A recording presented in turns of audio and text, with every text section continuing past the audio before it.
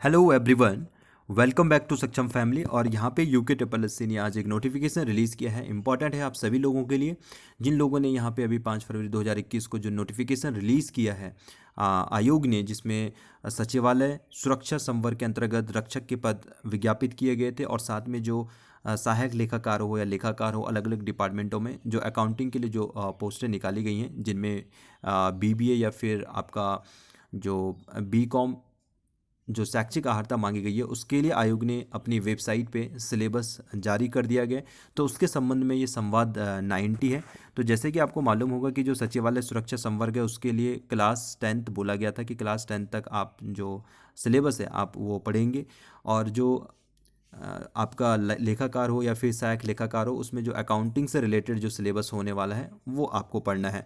तो उसी के संबंध में यहाँ पे ये नोटिफिकेशन है। तो यहाँ पे आयोग ने यहाँ पे दिया है कि अभ्यर्थी आयोग की वेबसाइट के होम पेज में सिलेबस अपडेटेड 12/2/2021 यहाँ पे जाकर के सिलेबस को क्या कर सकता है, डाउनलोड कर सकता है। तो आपको करना ये है कि आयोग की वेबसाइट पे जाना है और यहाँ पे आपको ये सेक्शन मिल जाएंगे। आपको देखिए यहाँ पे जो ये सिलेबस है, सिलेबस पाठ्यक्रम फुल लेटेस्ट एडवर्टाइजमेंट डेट 12/2/2021। तो आपको आयोग की वेबसाइट पे ये वाला सेक्शन मिलेगा और फिर वहाँ पे जाने के बाद आपको कुछ यहाँ पे ये सिलेबस मिल जाएंगे यहाँ पे। तो सिलेबस पाठ्यक्रम हाई स्कूल लेवल एग्ज़ाम जो आपको टॉप लेवल पे दिखाई दे रहा है, तो ये सचिवालय सुरक्षा वाले जो अभ्यर्थी होंगे जिनका वो एग्ज़ाम होगा उनके लिए ये वाला सिलेबस होने वाला है। उसके बाद जो ये बीकॉम एमकॉम बीबीए इक्विवेलेंट है, जो सहायक लेखाकार वगैरह के लिए जो पोस्टें हैं जिनका उसमें पेपर होना है, उनके लिए ये वाला सिलेबस है। और साथ ही साथ में जो ये नीचे दिखाई दे रहा है आपको, जो ये जो जो कॉमन पेपर है, कॉमन पेपर मीन्स जो भी अभी जो वैकेंसीज जो निकली थी ये उनके लिए होने वाला है। इंटरमीडिएट प्लस ग्रेजुएट लेवल के लिए जो भी 754 वाली जो पोस्टें आई हैं ये उनके लिए सिलेबस है। तो अलग इसमें बस इतना है, जो सचिवालय सुरक्षा वाली जो पोस्टें हैं उसके लिए 10th लेवल का आपको सिलेबस है। उसके लिए जो 10th लेवल की बुक्स होंगी वो आपको पढ़ के जानी है। और जो अकाउंटिंग वाले हैं उनके लिए ये वाला सिलेबस है, इसमें लिखा हुआ है बीकॉम एमकॉम और बीबीए। तो बस इसमें दो चीज़ें इंपॉर्टेंट है। तो आप इन दो चीज़ों को यहाँ से क्या कर सकते हैं, डाउनलोड कर सकते हैं। तो मैं आपको इनमें बता देता हूँ कि इसमें एक्चुअली क्या है दिया हुआ। तो यहाँ पे जैसे हम इसकी बात करें, ये है 10th लेवल का सिलेबस। 10th लेवल का सिलेबस मीन्स जो ये सचिवालय रक्षक के लिए जो पोस्ट है उसमें जो सिलेबस आएगा वो आपका ये आएगा। एक तो उसमें सामान्य हिंदी है, इसमें 20 अंकों की ये सामान्य हिंदी होने वाली है। जैसे होता ही है, जैसे 20 अंक की आपकी हिंदी होगी, 40 मार्क्स का आपका होता है, उसमें उत्तराखंड आएगा। इसी टाइप में आपका 5-7 मार्क्स का उसमें रीजनिंग वगैरह के क्वेश्चन आ जाएंगे। और फिर ऐसे ही आपका जो जनरल पेपर होता है जिसमें ज्योग्राफी वगैरह जो आता है वही पेपर होने वाला है। तो यहाँ पे जो सिलेबस है थोड़ी बहुत इसमें कमी की गई है। जो एक्चुअल में जो यूके ट्रिपल एस सी का जो सिलेबस है उससे थोड़ा कम है, बाकी सारा वही है, कोई ज़्यादा इसमें चेंजेस नहीं किए गए हैं। लेकिन हाँ, हम इसमें थोड़ी कह सकते हैं कि थोड़ी बहुत इसमें इन्होंने थोड़ी सिलेबस को कम किया है। अब सिलेबस में कम क्या किया है, आपको इसके अकॉर्डिंग ही ये सारा पढ़ना है। अब जैसे यहाँ पे इन्होंने जैसे पत्र लेखन है, तो पत्र लेखन में केवल औपचारिक अनौपचारिक पत्र दिया हुआ है, बहुत छोटा है उसमें। तो काफ़ी है जो दूसरा सिलेबस है। तो यहाँ पे केवल आपको ये दो चीज़ों के बारे में यहाँ पे पढ़ना है। साथ ही साथ में कुछ संधियाँ भी इन्होंने यहाँ पे ऐड कर दी हैं जो दूसरी वाले में नहीं है। और यहाँ पे आपको जैसे यहाँ अलंकार इसमें हैं, बाकी शब्द युग्मार्थी और एकार्थी अनेकार्थी समानार्थी ये सारे के सारे इसमें दिए गए हैं। तो आपको ये सारे के सारे तैयार करके जाने हैं। और यहाँ पे जो कवि हैं, इनमें कवियों में भी थोड़ी कुछ चेंजेस किए गए हैं। मतलब 2-4 कवि ऐसे हैं जो इसमें नए डाल दिए गए हैं, जैसे राम वृक्ष वेनीपुरी हो गए, तो ये कुछ नए इन्होंने डाले हुए हैं। तो जो नई हिंदी की बुक्स हैं उसमें आपको ये सारी चीज़ें मिल जाएंगी। तो ये सारा का सारा रहेगा आपका सिलेबस। बाकी यहाँ पे जैसे यहाँ पे कंप्यूटर है, कंप्यूटर का सामान्य परिचय, तो थोड़ी बहुत कंप्यूटर की नॉलेज आपको होनी चाहिए एज अ 10th लेवल पे। अब 10th लेवल के हम ये नहीं कहेंगे कि कुछ भी हो सकता है, लेकिन हाँ ये है कि आप एटलीस्ट जहाँ पे कंप्यूटर की थोड़ी बहुत आपको बेसिक आइडिया होना चाहिए, जो आपको लूसेंट वगैरह में आपको मिल जाएगा।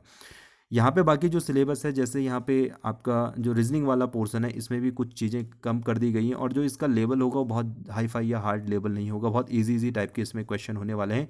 बाकी आप इसमें देख लीजिए, जैसे सीरीज़ हो गया, एनालॉजी टेस्ट हो गया, क्लासिफिकेशन हो गया, काउंटिंग फिगर्स हो गए, तो ये आपका यहाँ पे इसका सिलेबस है। अल्फ़ाबेटिकल टेस्ट हो गया, कोडिंग वगैरह में भी आपकी ये सारी यहाँ पे चीज़ें हैं। तो इसका जो एग्ज़ाम होने वाला है ये ज़्यादा बहुत टफ लेवल का नहीं होगा, थोड़ी इजी ही इसमें ये सारी चीज़ें आने वाली हैं। बाकी अगर हम यहाँ पे बात करें कुछ और चीज़ों के बारे में, देखिए जैसे जो कंप्यूटर का सिलेबस है आपको ये पढ़ना है, बेसिक कॉन्सेप्ट ऑपरेटिंग सिस्टम, और जो इसमें दिया गया है, जैसे ये दिया गया है इंट्रोडक्शन टू कंप्यूटर, तो यही चीज़ें पढ़नी है आपको, इंट्रोडक्शन के बारे में ही पढ़ना है। हार्डवेयर सॉफ्टवेयर है तो हार्डवेयर सॉफ्टवेयर के बारे में ही पढ़ना है, थोड़ी इससे हाई फाई ऊपर नहीं जाना है। जैसे होम पेज वगैरह के बारे में नहीं पढ़ना है, जितना इसके सिलेबस में लिखा हुआ बस वही चीज़ें पढ़नी, इसके बाहर कुछ भी नहीं आपको पढ़ना है। जो ये टॉपिक है जैसे कॉन्सेप्ट ऑफ ऑपरेटिंग सिस्टम, तो ऑपरेटिंग सिस्टम क्या होता है उसके बारे में आपको पढ़ना है, ज़्यादा उसके अंदर नहीं घुसना है, ऊपर ऊपर जो होता है।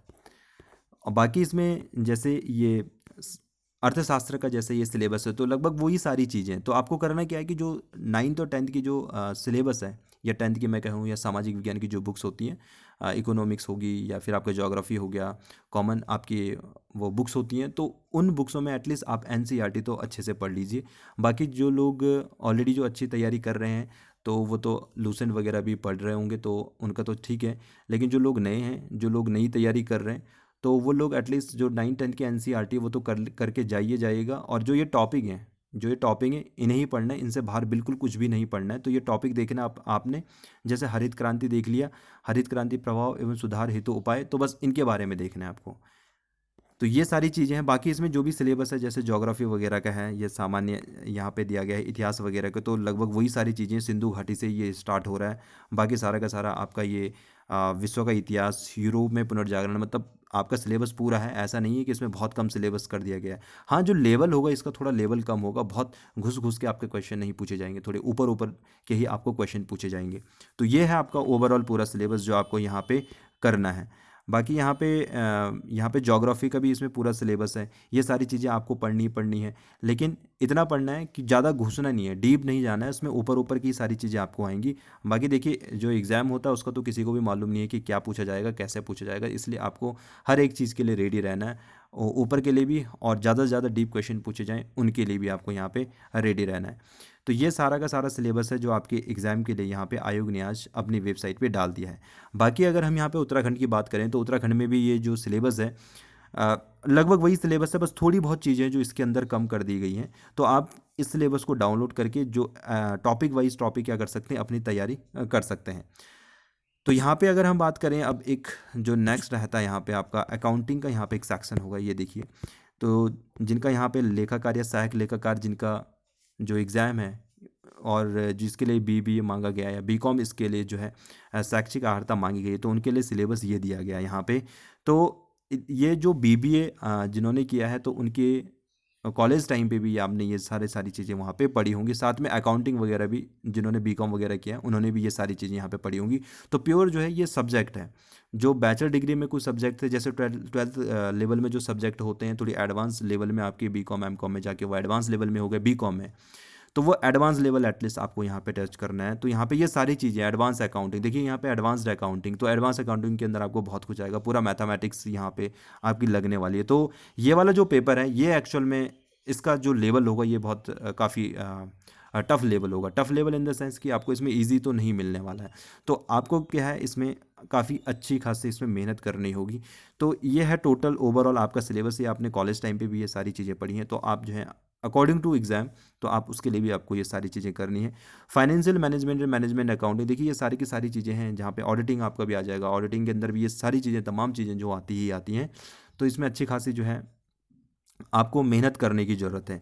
बाकी इसमें ऐसा कुछ नहीं है, जिन लोगों ने ये फॉर्म फिल किया है, जिन लोगों ने बीकॉम किया है या बीबीए किया हुआ है, जिन लोगों ने अकाउंटिंग से रिलेटेड सब्जेक्ट पढ़े हुए हैं, तो उन लोगों की एक अच्छी अपॉर्चुनिटी, आप लोग यहाँ से इस एग्ज़ाम को निकाल सकते हैं, क्योंकि यहाँ पे और कोई भी फाइट नहीं कर रहा है। ओवरऑल यहाँ पे जो इसके लिए कॉम्पिटिशन है बस वो बीकॉम वालों के बीच में ही रहने वाला है। तो ओवरऑल ये था सिलेबस के बारे में। तो आप लोग इसे आयोग की वेबसाइट से डाउनलोड कर सकते हैं और इसके अकॉर्डिंग अपनी तैयारी कर सकते हैं। Bye, take care, and thanks to all.